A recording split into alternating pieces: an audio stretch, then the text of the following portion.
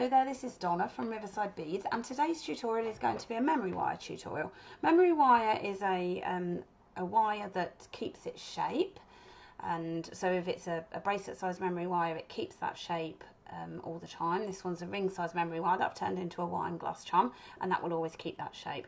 We also do a necklace size and two sizes in the bracelet as well.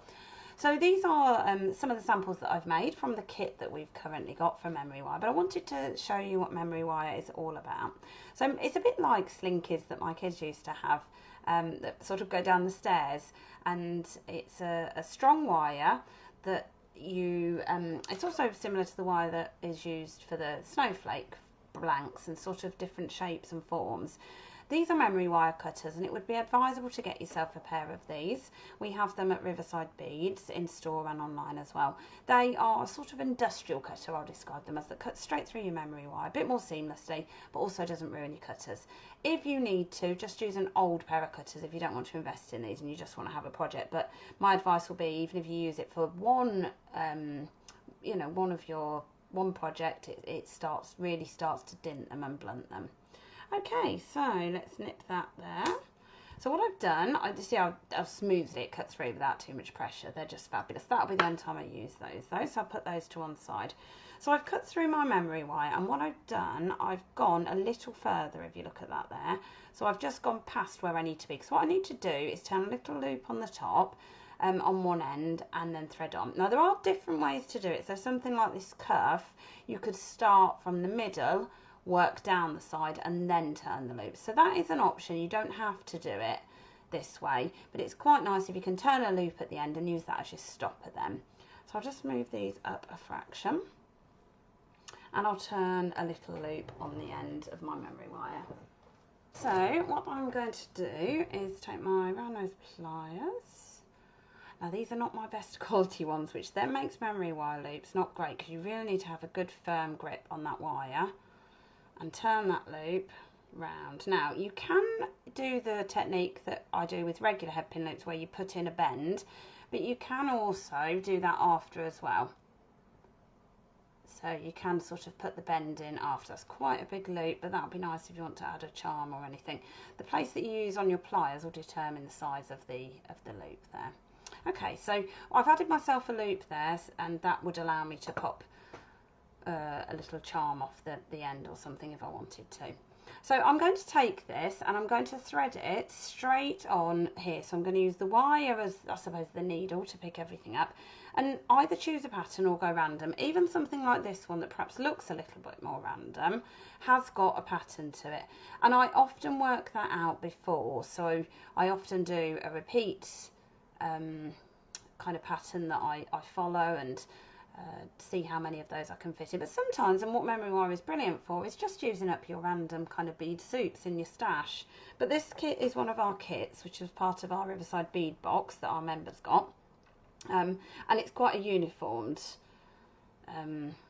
sort of selection of beads. So in the kit that we've done, I've added instructions for all of these different projects. So to show you how to get the best out of your kit if you wanted to do it. You get plenty of memory wire to experiment with, make a few projects, and then we've got a little group on Facebook that customers have been sharing some great inspiration of what else they've been doing with it. So say I took a simple pattern here, such as just some boogle beads. I'll show you how cute they look on here. I sort of fell in love with these. Let me just get that to focus for you. That's some of the little boogles. They don't look much different to the wire, but in person they look absolutely fabulous. They're a twisted boogle as well, so they're stunning. And then just a little crystal. Let's just do something along those lines.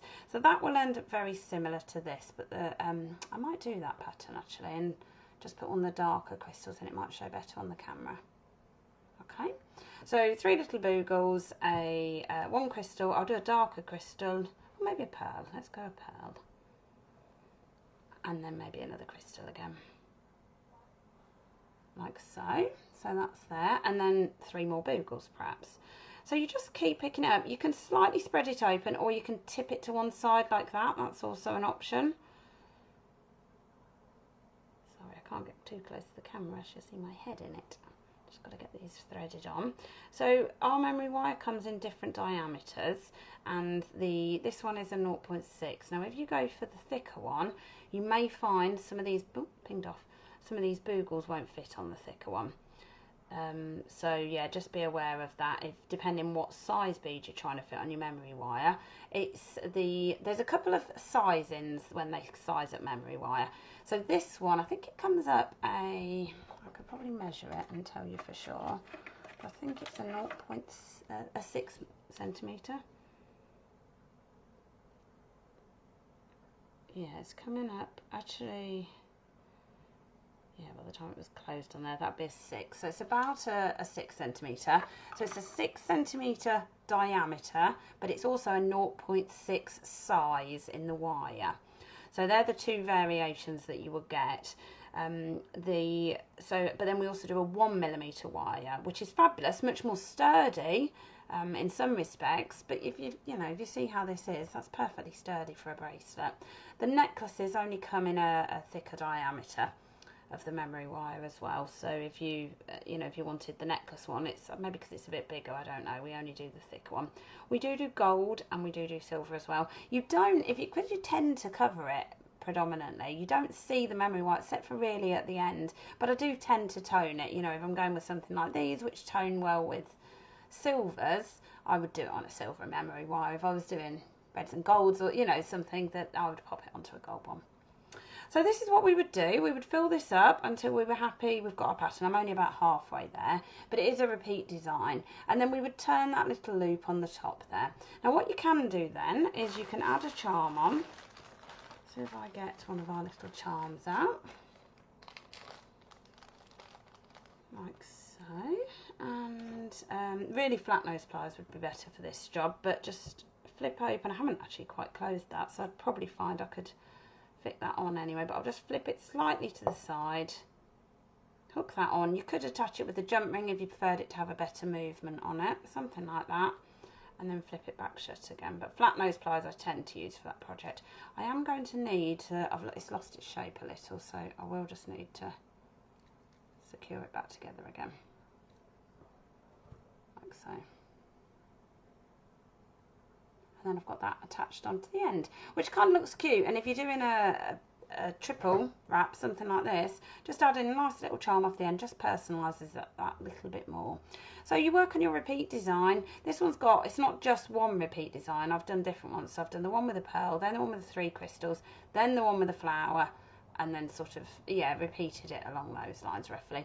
When you get to the end, if you need to add an extra one, I think that I've duplicated one of the patterns at the end just to get it to finish, but you just don't notice it on a bead soup style one like this.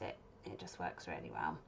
The cuff is made with 3 individual loops. These are gorgeous little spacer bars. So this is a specific technique to this kit, so it's not specific to memory wire. I won't go into it too much.